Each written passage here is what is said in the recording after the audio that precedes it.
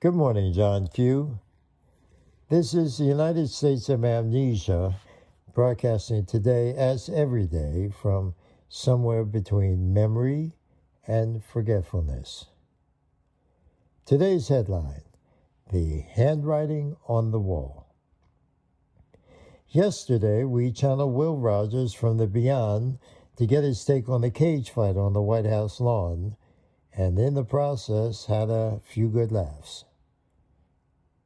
But today is different. Today it's time to sober up and talk about what nobody wants to talk about. And for the first time in this broadcast, it ain't solely about he who shall not be named, our wannabe king. It's about what shall not be named. The thing sitting in the middle of the room that everybody sees and nobody discusses. The handwriting on the wall. Not tomorrow's handwriting, not Sunday's handwriting, today's handwriting. The kind written in letters so large that only the willfully blind can miss it. The kind people refuse to talk about because once you say it out loud, you can no longer pretend you didn't see it or hear it. If you haven't figured it out by now, this is not a normal broadcast. It's an intervention. Because everybody is talking about everything but. They're talking about the price at the pump, elections, midterms, diplomacy, the Epstein files, ceasefires, letters, memorandums, and agreements. Everybody's talking, but nobody's listening. And nobody is talking about what really needs to be talked about. Consequences. What happens next? Nobody is talking about the oldest law in history. You reap what you sow. Even a one-eyed man in the valley of the blind knows that if you cast your bread upon the waters, it comes back tenfold. Empires reap what they sow, nations reap what they sow, men reap what they sow, and now whether anyone wants to talk about it or not, we're about to find out what has been planted. Actually, we've already found out because the seeds have already broken through the soil. The first shoots have already become visible.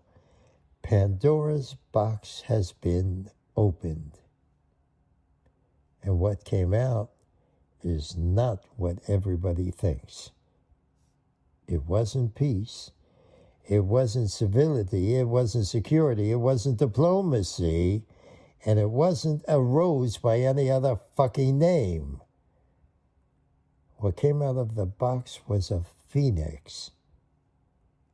And that phoenix has a name. Persia. Not Iran. Persia, because Iran is a country. Persia is an idea, a civilization, an empire, a memory stretching back thousands of years, long before America existed, long before Europe was Europe, long before anyone in Washington, D.C. ever heard the word MAGA. Persia was already there.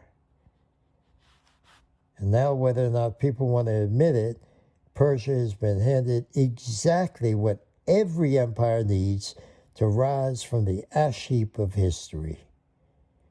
Time, memory, money, legitimacy, momentum, and above all, victory. Yes, you heard me right. Victory. Nobody wants to use that word. Everybody wants to call it compromise, diplomacy, de-escalation. But if a nation survives bombardment by the most powerful country in the world, remains standing, sees its oil begin to flow, sees hundreds of billions of dollars added to its coffers that it never expected to receive, and sees the war come to an end without surrendering, what the hell exactly do you want me to call it? because throughout history, there has been a word for it. Just one word: victory. And once a nation believes it has achieved victory, something happens. It starts thinking differently, dreaming differently, calculating differently. That is what has been released from the box. Not merely a government, not merely a treaty, not merely another ceasefire. What has been released is ambition. Not the five and dime variety. I'm talking about imperial ambition. The ambition of a civilization that remembers exactly what it once was and begins to wonder whether it might become again. That is the phoenix. That is what's rising. And before we talk about who we should blame for opening the goddamn box or what they thought would happen when they did, we first have to understand what the hell we let loose. Because until you understand the phoenix, you cannot understand its fire. And until you understand Persia, you cannot understand the future. That comes tomorrow. Truth is virtue, amnesia is sin. Remember.